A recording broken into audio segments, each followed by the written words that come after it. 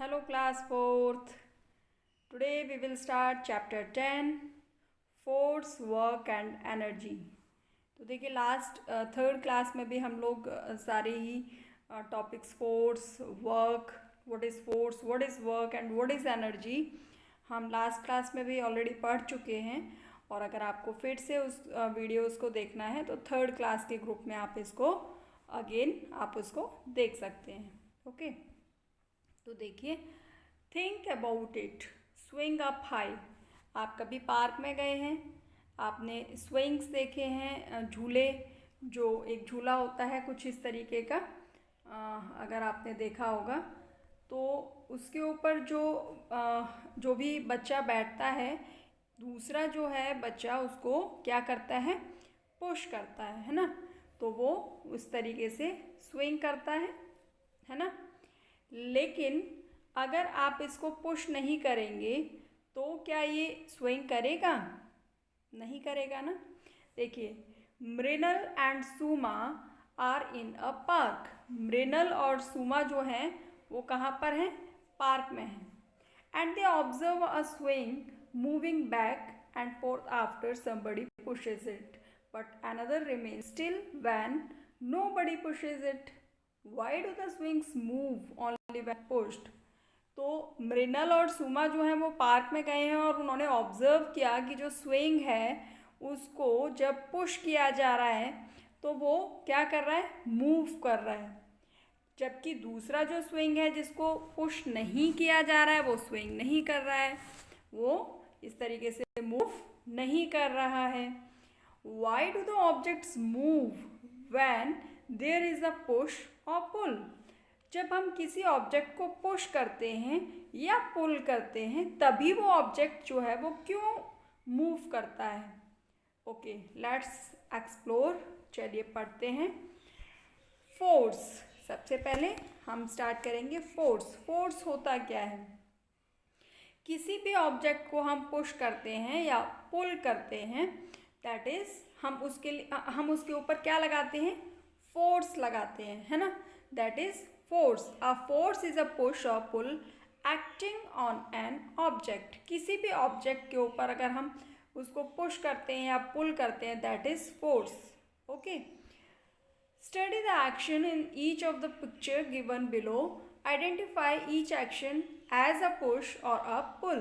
देखिए यहाँ पर आपको कुछ पिक्चर्स दिए हुए हैं जिसमें आपका देखिए फोर्स लग रहा है, या तो किसी पिक्चर में आप देख रहे हैं या तो किसी ऑब्जेक्ट को पुश किया जा रहा है या फिर किसी ऑब्जेक्ट को पुल किया जा रहा है। पुश मीन्स धकेलना, आगे की तरफ धकेलना। पुल मीन्स खींचना, अपनी तरफ उसको खींचना। तो देखिए जैसे आप किसी के घर पर जाते हैं, आप डोरबेल रिंग करते हैं, बजाते हैं, तो उसके लिए आप क्या करते हैं, उस स्विच को पुश करते हैं, दबाते हैं, है ना। कभी आप मॉल्स में गए होंगे, आपने देखा भी होगा, वहाँ मॉल्स में जो गेट्स होते हैं उसके ऊपर लिखा हुआ होता है। जब आप गेट के इस साइड में होते हैं, बाहर की साइड में होते हैं, तो उस पर लिखा होता है पुश, है ना।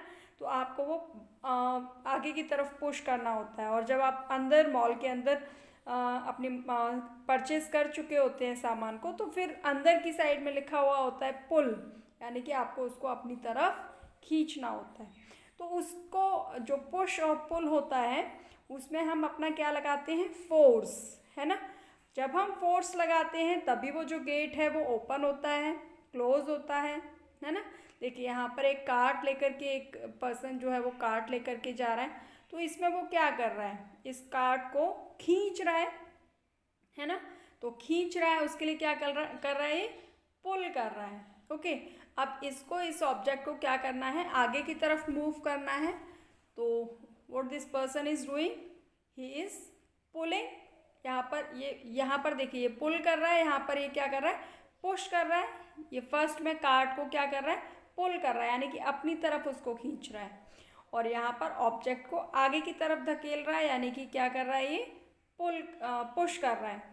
नेक्स्ट सेम यहाँ पर देखिए बॉल थ्रो करनी है। बॉल थ्रो करने के लिए आप क्या करोगे, बॉल थ्रो करने के लिए आप उसे उठा करके आगे की तरफ फेंकोगे, है ना। यानी कि उसको क्या करना है, आपको बॉल को धकेलना है, पुश करना है, ठीक है। तो इस तरीके से आप इसमें लिखेंगे कि किस ऑब्जेक्ट के लिए पुल किया जा रहा है और किस में आपको पुश करना हो रहा है। नेक्स्ट देखिए, what can a force do. जो एक फोर्स है वो क्या क्या, अगर हम किसी ऑब्जेक्ट पर फोर्स लगाते हैं तो क्या क्या जो चेंजेस हैं वो उस ऑब्जेक्ट के साथ हो सकते हैं। मूव एन ऑब्जेक्ट, अगर आप किसी ऑब्जेक्ट में फोर्स लगाओगे तो क्या होगा, वो ऑब्जेक्ट अपने प्लेस से मूव हो जाएगा। अगर ऑब्जेक्ट इस तरीके का होगा, आपकी जो फोर्स आप लगा रहे हो उसमें फोर्स आपका ज़्यादा है, तो आप क्या करेंगे, उस ऑब्जेक्ट को मूव कर सकते हैं। Next, stop a moving object, अगर कोई ऑलरेडी ऑब्जेक्ट मूव कर रहा है तो उसको आप क्या कर सकते हैं, आप उसको रोक सकते हैं। Next, change the shape of an object. अब कोई ऑब्जेक्ट जो है उसमें अगर आप फोर्स लगाते हो तो उसकी शेप चेंज हो सकती है। जैसे आप मॉर्निंग में ही आप देखिए पेस्ट करते हैं, ब्रश करते हैं, ब्रश करने के लिए आप क्या लेते हैं, पेस्ट लेते हैं, आप उसको फोर्स करते हैं, उसको प्रेस करते हैं, है ना, तो वो उसमें से पेस्ट निकलती है, तो उसकी जो शेप होती है पेस्ट की वो चेंज हो जाती है ना। तो हमारा फोर्स जो है वो क्या कर सकता है, किसी भी ऑब्जेक्ट की शेप को चेंज कर सकता है। नेक्स्ट एग्जांपल आप इसमें ले सकते हैं, जैसे मम्मा चपाती बनाते हैं तो मम्मा जो डो रेडी करते हैं, आटा जो रेडी करते हैं, गूंथते हैं, उसके छोटे छोटे बॉल्स बनाते हैं, उसके बाद उसको क्या करते हैं, प्रेस करते हैं, है ना, इस तरीके से उसको दबाते हैं, पुश करते हैं। तो पुश करने के साथ क्या होता है, उसका जो शेप होती है, जो राउंड शेप होती है आटे की, वो क्या हो जाती है, चेंज हो जाती है। तो फोर्स क्या करता है, ऑब्जेक्ट की शेप को चेंज करता है। Next, change the speed and direction of the moving object. अब कोई भी ऑब्जेक्ट जो मूव कर रहा है उसकी डायरेक्शन को चेंज कर सकता है। आप बाईसाइकिल चला रहे हैं, साइकिल चला रहे हैं, आप उस पर फोर्स लगा रहे हैं, आप उसके फोर्स लगाने, या फिर देखिए यहाँ पर आप किसी भी ऑब्जेक्ट में, चलते हुए ऑब्जेक्ट में आप उसको फोर्स लगा रहे हैं तो उसकी जो स्पीड है वो क्या हो जाएगी, स्पीड और बढ़ जाएगी अगर आप उसको उसी डायरेक्शन में मूव करेंगे। मान लीजिए कि कोई बॉय जो है वो रिक्शा चला रहा है, आप उसको और पीछे से पुश कर रहे हैं तो क्या होगा, उसकी स्पीड बढ़ जाएगी। आप उसकी डायरेक्शन को चेंज कर सकते हैं और आप उसकी स्पीड को भी चेंज कर सकते हैं। Now turn to page number 88। देखिए यहाँ पर आपको कुछ पिक्चर्स भी दिए हुए हैं। A footballer use force to kick the football away. देखिए कोई फुटबॉलर, आप गेम खेलते हैं, आप फुटबॉल को किक करते हैं, तो आप क्या करते हैं, उसमें फोर्स लगाते हैं उसको किक करने के लिए, और आप क्या करते हैं, उसकी जो डायरेक्शन है उसको आप चेंज कर सकते हैं, चेंज करते हैं। यहाँ पर देखिए, the goalkeeper uses force to stop the football shot toward him. जो भी शॉट उसकी तरफ आ रहा है उसको वो फोर्स लगाता है और उस फुटबॉल को वहाँ गोल होने से रोकता है। तो उसके लिए उसे क्या लगाना हो रहा है, उसको फोर्स लगाना होगा, फोर्स लगा करके ही उस आती हुई बॉल को वो रोक सकता है। Next, we use force to squeeze the toothpaste tube. देखिए सेम जो मैंने अभी एग्जांपल दिया आपको, आप फोर्स लगाएंगे, अगर आपको टूथपेस्ट से पेस्ट निकालना है तो आप उसे क्या करेंगे, स्क्वीज करेंगे, है ना, उसे आप दबाएंगे, जैसे आप नींबू निचोड़ते हैं उसी तरीके से उसको भी प्रेस करते हैं, तो उससे क्या होगा, उसकी शेप जो है वो चेंज हो जाती है। नेक्स्ट देखिए, ये तो हो गए फोर्स जो हमारे रेगुलर रूटीन में, डेली लाइफ में जो है हम जिनको यूज़ करते हैं और हम इन फोर्सेस का हम सारे काम करते हैं। कुछ फोर्सेस ऐसे होते हैं जो नेचुरल होते हैं, बाय नेचर होते हैं। देखिए फोर्सेस इन नेचर, जो हमें नेचुरली फोर्सेस हम काम करते हैं, वो कौन कौन से फोर्सेस होते हैं। Let us understand about two forces in nature that we experience every day. Daily हम इनको जो है, हम देख नहीं सकते इन फोर्सेस को, हम टच नहीं कर सकते इन फोर्सेस को, सिर्फ हम इन फोर्सेस को क्या कर सकते हैं, महसूस कर सकते हैं। तो देखिए ये कौन कौन से फोर्स हैं। फर्स्ट है हमारा ग्रेविटेशनल फोर्स और gravity, and second one is frictional force और फ्रिक्शन। ग्रेविटेशनल फोर्स क्या होता है, ग्रेविटेशनल फोर्स आप अपने आसपास कोई भी चीज़ अगर आप देखते हैं, आप अपने पास देखते हैं, बेड देखते हैं, आप देखिए अपने आसपास, आप मूव करिए और देखिए क्या क्या चीज़ें आपको दिखाई दे रही हैं।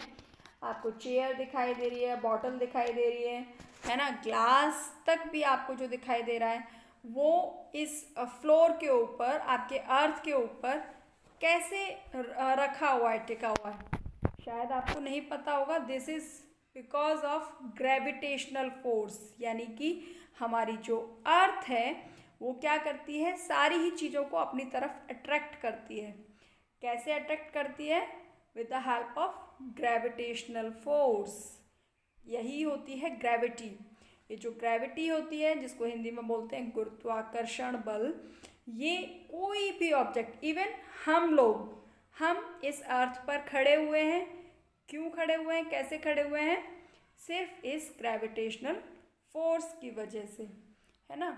नेक्स्ट आता है फ्रिक्शनल फोर्स, जिसको अभी हम फर्दर आगे पढ़ेंगे। अभी पढ़ते हैं gravity. What is gravity? Gravity क्या होती है?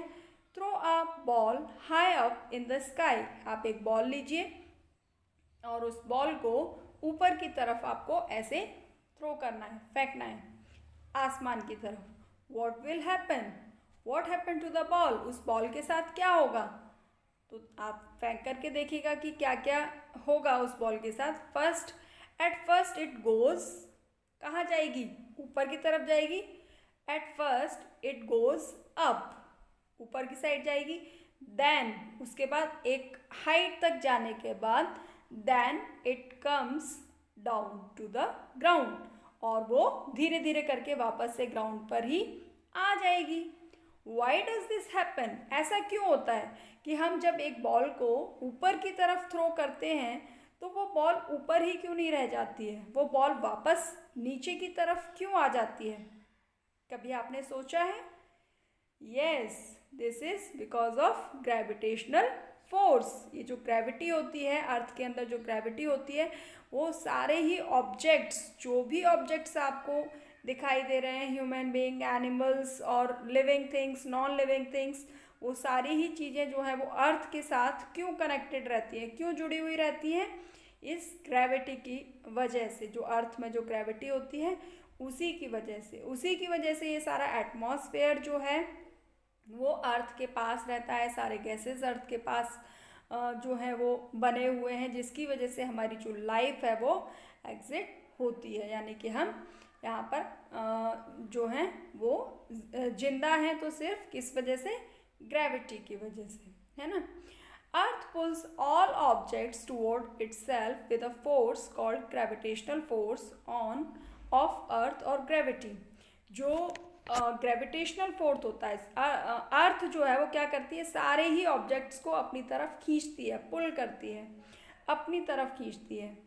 और ये जो फोर्स होता है जो अपनी तरफ ये जो अट्रैक्ट करती है, this force is called gravitational force of earth, और जिसको हम कह सकते हैं gravity.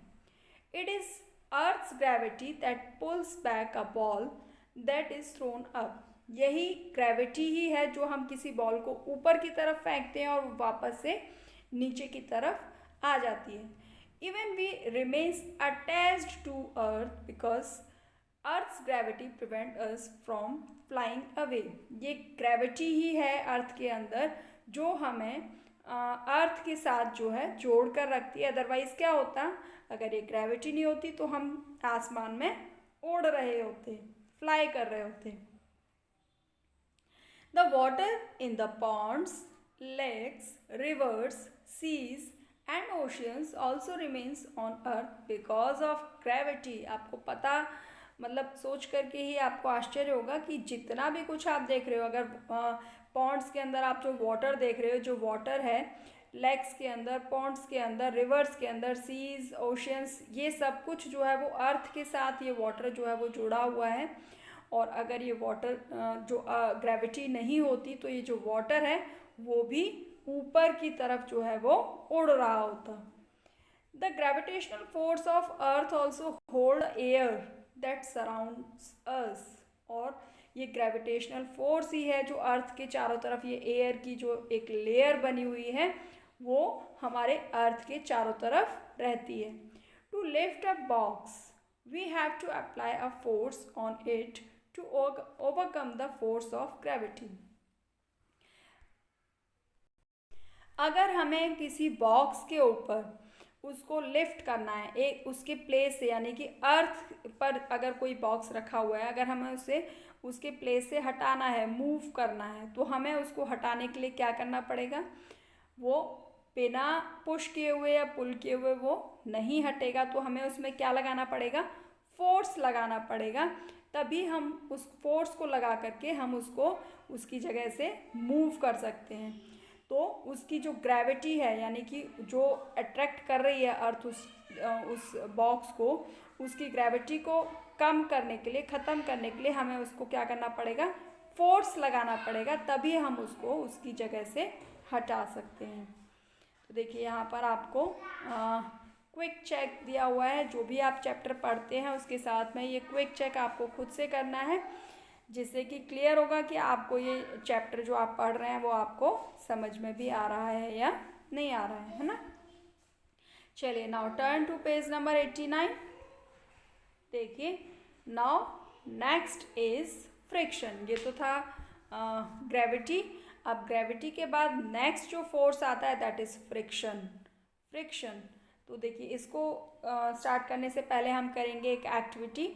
Late us perform an activity to understand the force of friction. Force of friction को जानने से पहले हम क्या करते हैं? हम एक एक्टिविटी करके देखते हैं।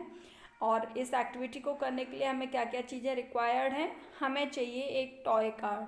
टॉय कार सभी के घर में होगी, सारे ही बच्चे खेलते हैं। तो आपको क्या करना है? एक टॉय कार, जो कार आती है जिससे बच्चे जो मूव करते हुए फ्लोर के ऊपर खेलते हैं, वो कार लेनी है आपको। Now what you have to do, place a toy car on the floor and push it. आप टॉय कार लीजिए, टॉय कार को आपको ऐसे करके पुश कर देना है धीरे से। Does it keep moving? क्या वो चलेगी? क्या होगा? वो कुछ दूर चलेगी और फिर वो ऑटोमेटिक स्टॉप हो जाएगी। थोड़ा सा चलेगी और स्टॉप हो जाएगी। जितना आपने फोर्स लगाया वो उतना चलेगी, फिर वो स्टॉप हो जाएगी। नेक्स्ट आपको क्या करना है? Now you have to push that car harder. आपको उसको अच्छे से रब करते हुए पीछे की तरफ रब करना है और फिर उसको छोड़ना है। रगड़ते हुए अगर आप उसको छोड़ेंगे, तेज़ रगड़ते हुए उसको अगर आप छोड़ते हैं। What do you observe now? अब आप देखिए आप क्या ऑब्जर्व करते हैं। आप इस एक्टिविटी को खुद घर पर करके देख सकते हैं। अब जो ऑब्जर्वेशन सामने आएगी वो क्या रहेगा? In the first case the toy car stopped after going some distance. पहले केस में क्या होगा? जब आपने उसको नॉर्मली पुश किया तो वो कुछ दूर जा कर के रुक जाएगी। नेक्स्ट क्या होगा? When the toy car is pushed harder, जब आप उसको तेज से पुश करेंगे, the car stops after covering a greater distance. तो जो कार है वो थोड़ा और ज़्यादा लंबा डिस्टेंस कवर करने के बाद रुकेगी। ऐसा क्यों होता है? क्यों आपने जब थोड़ा सा ज़्यादा हार्ड फोर्स लगाया उस पर, तो वो डिस्टेंस जो है वो ज़्यादा कवर क्यों कर रही है? Because of this frictional force. ये जो फ्रिक्शनल फोर्स होता है उसकी वजह से ये जो कार जो है वो डिस्टेंस, जब हमने उसको फ्रिक्शन उसके अंदर जो है वो ज़्यादा बना और वो ज़्यादा दूर तक जो है वो मूव कर पाएगी। Now answer the following questions. What will happen when a force is applied on a moving car against the direction of motion? क्या होगा जब आप जो भी फोर्स अप्लाइड कर रहे हैं किसी भी मूविंग ऑब्जेक्ट के अगेंस्ट, अगर आप जो फोर्स अप्लाई करेंगे तो क्या होगा? Was any force applied against the motion of the toy car dash? तो ये ऐसा क्यों होता है? जो मूविंग कार है, यानी कि जो कार टॉय कार जो मूव कर रही है, वो उसके पोजीशन में जो फोर्स काम कर रहा है, वो फोर्स क्या है? फ्रिक्शनल फोर्स, जिसकी वजह से वो जो कार है वो उस सरफेस, यानी कि जो दूसरा सरफेस है जिसके ऊपर वो मूव कर रही है, वहाँ पर वो क्या करेगी? जो है आगे तक मूव करेगी। और नेक्स्ट जो है, was any force applied against the motion of the toy car? तो कोई ऐसा फोर्स है जो उसके अगेंस्ट जो है वो काम कर रहा है, तो वो कौन सा फोर्स होता है? Frictional force. क्यों कुछ दूर पर जाकर के जो कार है वो चल करके रुक जाती है because of this frictional force. तो ये जो फ्रिक्शनल फोर्स होता है, देखिए आपने देखा होगा, आप स्मूथ सरफेस है यानी कि अगर आपके घर में टाइल बिछी हुई है, यानी कि वो जो सरफेस जो है वो काफ़ी स्मूथ सरफेस है, तो वहाँ पर फ्रिक्शन क्या होगा, कम होगा। जबकि आप अगर रफ फ्लोर है आपका, यानी कि सीमेंटेड अगर फ्लोर अगर घर में है, तो वहाँ पर फ्रिक्शन क्या होगा, ज़्यादा होगा। यही रीज़न होता है कि जहाँ फ्रिक्शन कम होता है वहाँ पर हम जब चलते हैं तो हमें चलने में क्या होता है, स्लिप कर जाते हैं। या फिर आप आइसी एरिया में अगर आप देखते हैं, अगर आप कभी बर्फ़ वाले एरिया में गए होंगे, तो बर्फ़ वाले एरिया में आपने देखा होगा कि हमें चलने में भी जो है वो बहुत ज़्यादा मेहनत करनी पड़ती है। रीज़न क्या होता है, क्योंकि वहाँ पर फ्रिक्शन जो है वो बिल्कुल बहुत ज़्यादा कम होता है। इसी वजह से हम वो आइस जो होती है उसके ऊपर चल नहीं पाते। कहीं भी पानी अगर फ्लोर के ऊपर फैल जाता है तो वहाँ फ्रिक्शन क्या हो जाता है, कम होता है, तो हम वहाँ पर तुरंत ही स्लिप कर जाते हैं, क्योंकि हमारा जो फ्रिक्शन जो है वो बिल्कुल ज़ीरो होता है। तो जैसे ही उस फ्लोर के ऊपर पानी पड़ा होता है और हमारा पैर उसके ऊपर आता है और हम स्लिप हो जाते हैं, है ना।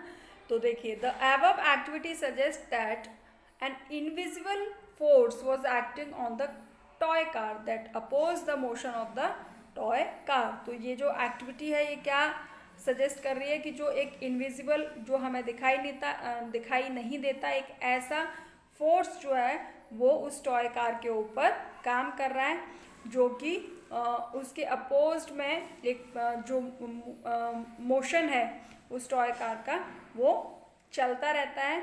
And this invisible force that oppose the motion of an object, ये जो फोर्स है जो हमें दिखाई नहीं दे रहा, ये इनविजिबल जो फोर्स है जो कि हमें बिल्कुल हम उसको देख नहीं सकते, वो फोर्स हमेशा काम करता रहता है। उस फोर्स का नाम है that is frictional force, friction. It acts when object moves और ट्राइज टू मूव। ये कब काम करता है, ये जब कोई ऑब्जेक्ट, कोई भी चीज़ जो है वो मूव कर रही है या फिर चलने की कोशिश कर रही है ओवर अनदर सरफेस, या किसी और सरफेस के ऊपर जब वो मूव करती है या फिर चलने की कोशिश करती है, तो ये जो फ्रिक्शनल फोर्स जो है वो हमेशा उसके साथ काम करता है। A rough surface offer greater force of friction than a smooth surface. तो जो रफ सरफेस होता है वहाँ पर ये फ्रिक्शनल फोर्स जो है वो ज़्यादा काम करता है in comparison of smooth surface. अगर स्मूथ सरफेस होगा तो वहाँ पर फ्रिक्शनल फोर्स क्या होगा, कम होगा। यही रीज़न है कि हम जो है फ्लोर के ऊपर चल पाते हैं। देखिए, friction helps us to walk. Friction जो है वो हमें हेल्प करता है चलने में। कैसे? Friction helps us feet to get a grip on the ground. Friction ही है जो हमारी ग्राउंड के ऊपर जो है वो एक ग्रिप बनाता है, जिसकी वजह से हम चल पाते हैं। It enables us to walk. यही रीज़न है, इसी की वजह से, फ्रिक्शन की वजह से ही हम जो है वो वॉक कर पाते हैं, चल पाते हैं। We have to walk very carefully on a wet slippery surface because it offers almost no friction. तो हम अगर किसी वेट सरफेस पर, यानी कि गीले सरफेस पर या स्लिपरी सरफेस पर, टाइल जैसा मैंने अभी आपको बताया, जहाँ पर टाइल्स हैं, बहुत ज़्यादा प्लेन सरफेस जो होता है, वहाँ पर हमें बहुत ही केयरफुली चलना चाहिए, क्योंकि वहाँ पर फ्रिक्शन जो है वो बिल्कुल नहीं होता, जिसकी वजह से हम गिर सकते हैं। For example, and icy surface offer very little friction. तो यही रीज़न है कि अगर आप आइसी सरफेस पर अगर आप चलने की कोशिश करेंगे तो वहाँ पर फ्रिक्शन जो है वो बहुत कम होता है, जहाँ पर हम बहुत जल्दी स्लिप कर जाते हैं। So our feet do not get a grip. यही रीज़न है कि वहाँ पर फ्रिक्शन नहीं होता, तो जिसकी वजह से हमारे जो फीट हैं वो सरफेस पर ग्रिप नहीं बना पाते हैं एंड वी स्लिप, और हम वहाँ पर क्या कर जाते हैं, हम वहाँ पर स्लिप कर जाते हैं। Friction also helps a vehicle to grip the ground. इसके अलावा जो फ्रिक्शन जो है वो हेल्प करता है किसी भी व्हीकल को ग्राउंड के ऊपर जो है ग्रिप बनाने में। यानी कि अगर बहुत ज़्यादा स्मूथ अगर होंगी रोड, या फिर कोई आप अगर देखोगे व्हीकल, हमेशा आपने मेटल रोड भी जो देखे होंगे वो बिल्कुल बहुत ज़्यादा प्लेन सरफेस नहीं होता, वो थोड़ा रफ सरफेस होता है। यही रीज़न है कि वो कार जो है वो उसके ऊपर स्लिप नहीं होती। तो वो जो व्हीकल है वो ग्राउंड के साथ एक ग्रिप बना पाता है, जिसकी वजह से वो कार जो है चल पाती है। This cause the vehicle to move, यही रीज़न है कि वो कार जो है वो इस व्हीकल जो है वो उस सरफेस के ऊपर मूव करता है। And the vehicle would skid on a smooth road which could lead to accident. तो अगर बहुत ज़्यादा स्मूथ सरफेस होगा तो वहाँ पर फिसलन ज़्यादा होगी, जिसकी वजह से जो व्हीकल जो है कोई भी कार या बस जो भी है वो बहुत अच्छे से उसके ऊपर ग्रिप नहीं बना पाएगी, जिसकी वजह से क्या हो सकता है, वहाँ पर एक्सीडेंट होने के भी चांसेस हो सकते हैं। इसके अलावा फ्रिक्शन ही है, फ्रिक्शन की वजह से ही कोई भी टूट फूट जो होती है वो फ्रिक्शन की वजह से होती है। कैसे? The soles of our shoes and slippers wear out over time due to friction. हमारे आपने देखा होगा शूज़ जो हैं, स्लीपर्स जो हैं, वो कुछ टाइम के बाद जो है वो घिस जाते हैं नीचे की तरफ से। वो क्यों घिस जाते हैं? ड्यू टू फ्रिक्शन, फ्रिक्शन की वजह से। Friction also causes the tyres of a vehicle to wear out. और हमारी जो व्हीकल होते हैं, जैसे कि कार हो गया या फिर कोई साइकिल जो आप चलाते हैं, धीरे धीरे करके जो है वो घिसते चले जाते हैं। क्यों चले जाते हैं घिसते हुए?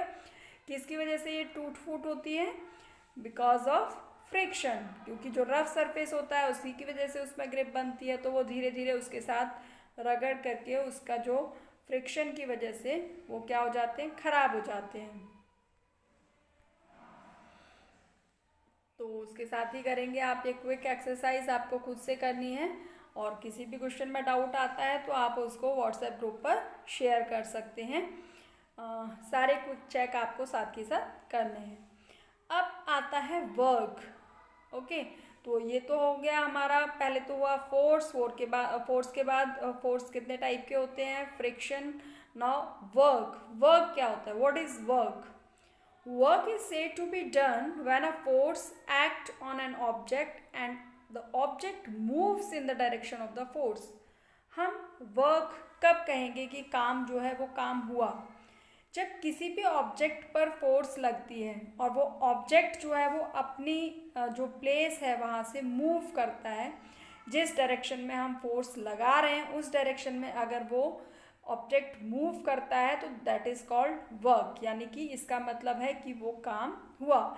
And there is no work done if the object does not move in the direction of the force. अगर हम जिस डायरेक्शन में फोर्स लगा रहे हैं उस डायरेक्शन में अगर ऑब्जेक्ट मूव नहीं करता है तो इसका मतलब कोई वर्क नहीं हुआ। कैसे? For example, if a person is walking with a box on his head,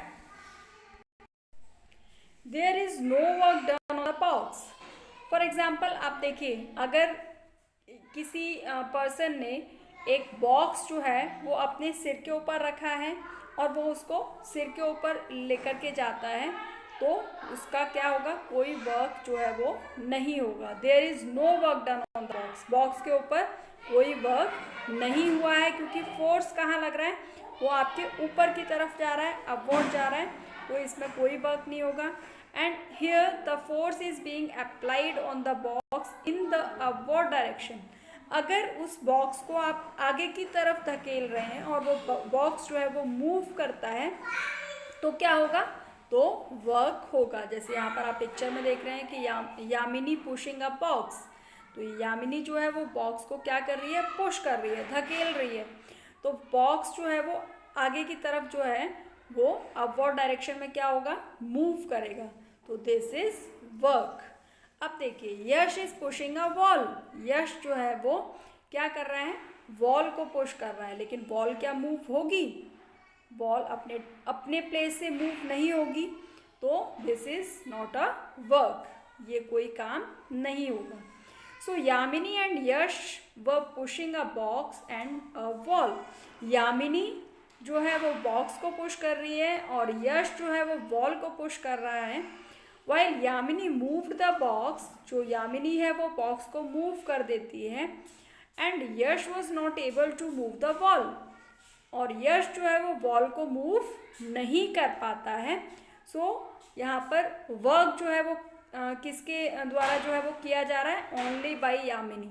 Yamini ने जो बॉक्स को पुश किया है और उसकी पोजीशन को चेंज किया है, बॉक्स मूव हुआ है अपनी डायरेक्शन से आगे की तरफ, तो ये क्या है, ये वर्क है।